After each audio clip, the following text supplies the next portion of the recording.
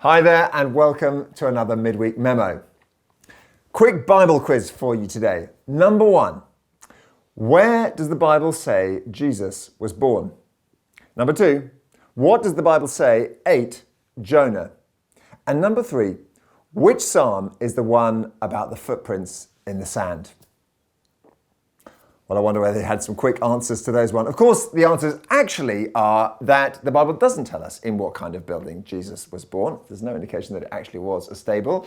We do not think that it was a whale that ate Jonah because it was just a big fish. And Footprints in the Sand is a lovely poem, but it's nowhere to be found in the scriptures.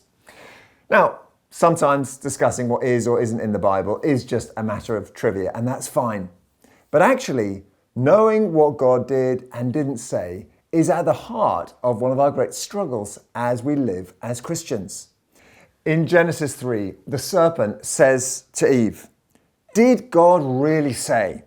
Did God really say you must not eat from any tree in the garden?" It's his great strategy to undermine, to cause doubt, to give a sort of fog over this question, what has God actually said?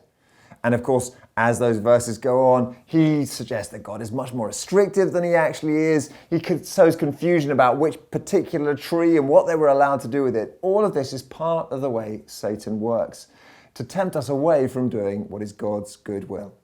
So this week, as you face the challenges and trials of going God's way, remember, be warned. This is Satan's strategy, to say, did God really say? And secondly, take up the armour that God provides, the sword of the Spirit, which is the Word of God, so that you'll be able to protect yourself and go His way. 3 notices to share with you. The first one is that prayer at the centre is happening tonight. We'll have to cover all of our ministry in prayer to be dependent on the Lord for everything that's happening in our church. So please do come and join us 8 p.m.